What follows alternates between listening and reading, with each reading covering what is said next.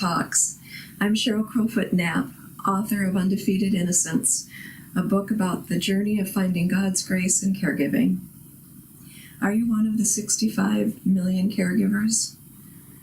Are you a loved one of someone with Alzheimer's? Well, I've walked in those trenches, and I'm hoping to come alongside you to walk those trenches with you, to be part of your support team.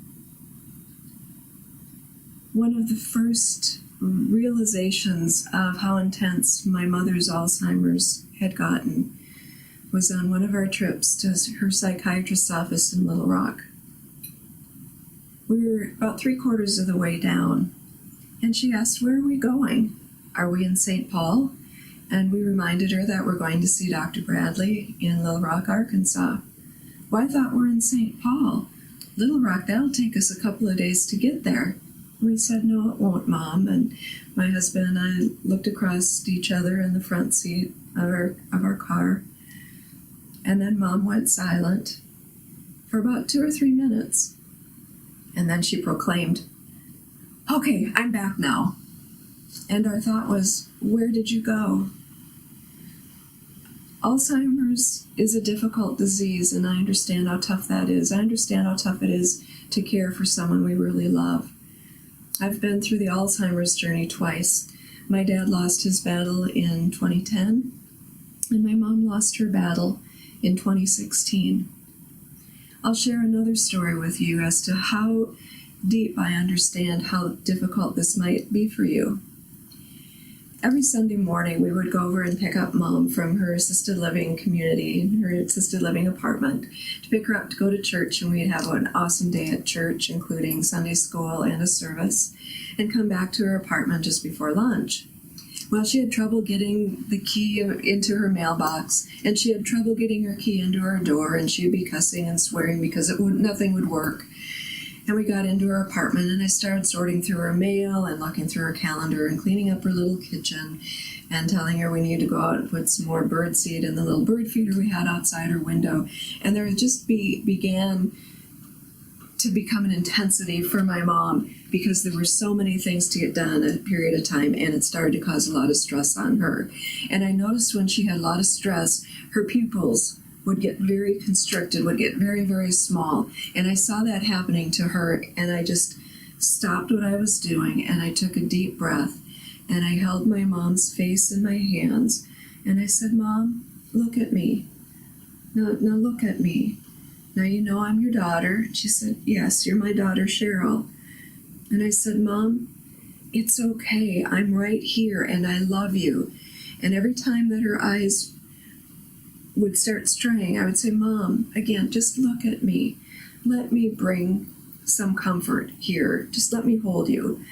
And so we just held each other for about 5 minutes, and her eyes began to dilate again.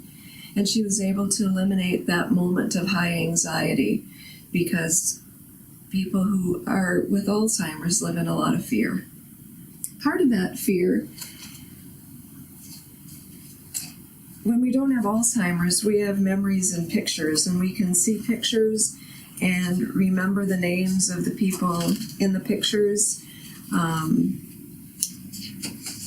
It's a beautiful picture of my mom and dad on their 10th anniversary, or a Christmas card, the last Christmas card my mom was able to give me. And in here I even have love letters that my dad wrote to my mom from Korea. But for people with Alzheimer's, they don't have a luxury of those memories. Instead, it's more wrapped up in stress. But being a caregiver it can be a very stressful experience too. But I'll tell you, that moment, being able to bring Mom back to a point of centeredness, was a beautiful moment for me to know that I was able to give that to her. But in the throes of caregiving, sometimes that's really difficult to do. So the purpose of Care Talks, this is the first of 3 introductory sessions that are being videotaped. After airing of the 3 videotaped versions, I'll be taking Care Talks live so that you and I can be in discussions with each other and a community of caregivers, not just for caregivers who are loving on and caregiving for someone with Alzheimer's, but the whole community of caregivers. But to reach out with you with encouragement, compassion, hope, some laughs. We can share personal stories, and we can share personal successes in this journey called caregiving. About 6 months after my mom passed away last year, my husband and I went to see a movie starring Will Smith called Collateral Beauty. Now, we hear a lot about collateral damage, meaning that there's damage outside of a primary event. Well, in caregiving and in grieving, and we grieve through the whole journey of Alzheimer's because we lose our loved one decades at a time, moments at a time. But after my mom passed, we saw the movie Collateral Beauty, which is a story about a husband and wife who lost a child. We don't learn that until the end of the movie, so if you haven't seen it, I apologize, but it's about their tremendous loss and how Will Smith's character only could see the collateral damage. His co-workers were supporting him, friends were supporting him, but he couldn't see past the pain. When you can't see past the pain, then you lose the opportunity to see the beauty. And that movie really struck me because after I grieved not only the pain that Mom suffered through Alzheimer's and the pain of losing her from this life, it impacted my view of the world, quite frankly. But seeing that movie about the collateral beauty, I didn't want to miss out on the beautiful memories that I got to create between Mom and I, the joy that I get from my husband, my children, my writing. So there's so many things that are outside those things that causes collateral damage. And so I open Care Talks for you so that together we can continue to find that collateral beauty. On this session, I'm going to tell you one tip. One thing that really helped my mom to communicate is a drug called Cerefolin NAC, which is a component of folate, B12, and N-acetylcysteine, and they're bound together in what's called a nutritional pharmaceutical supplement. Not too many doctors are familiar with it, but it allowed Mom to quit defining words with other words until the very last few weeks of her life when the doctors actually took her off the medicine. But she was able to communicate with us. And if your loved one, if you have a loved one with Alzheimer's and they're in early stage, consider asking your doctor about Cerefolin NAC, and a link to their website will be below this video. In Care Talks, I'll also include different research studies, different ways to diagnose Alzheimer's. Today I'm going to tell you about an article that I read through the Alzheimer's Association that talked about new technology involving an eye scan.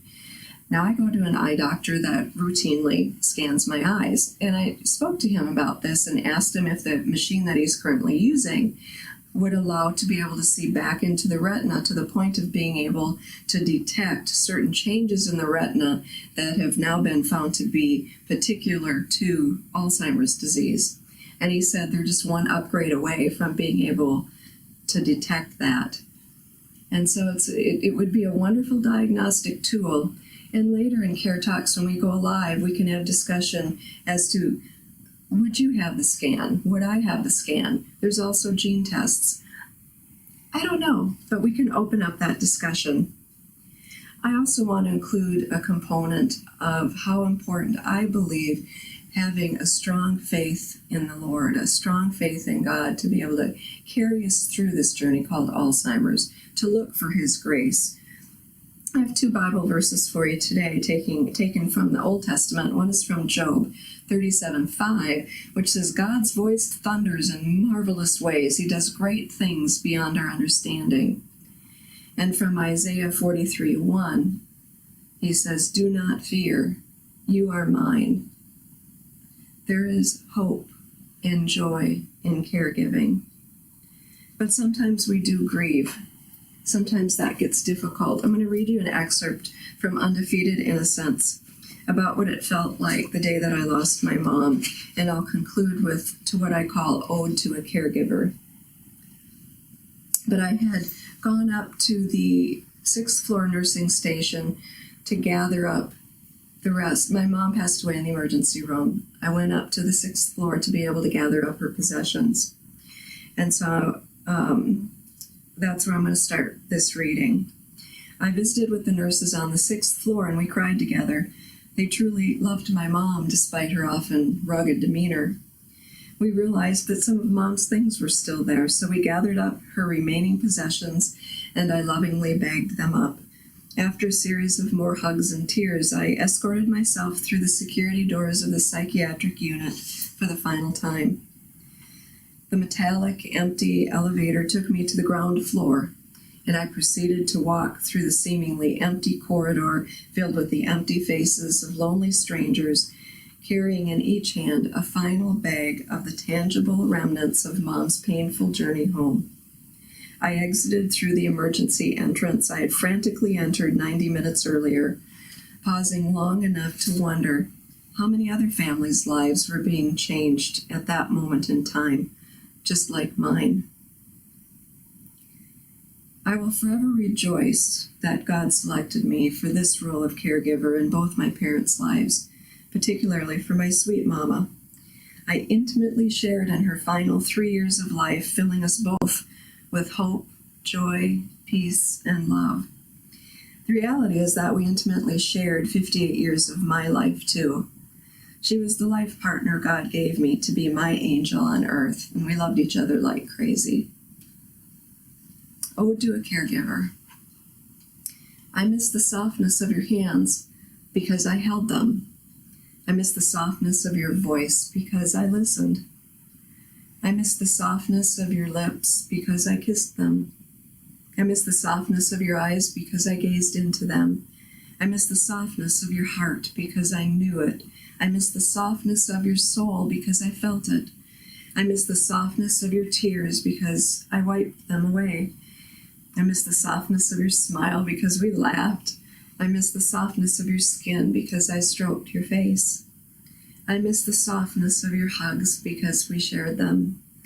And I miss the softness of your love because I shared it. Through Care Talks, allow me to tell you thank you.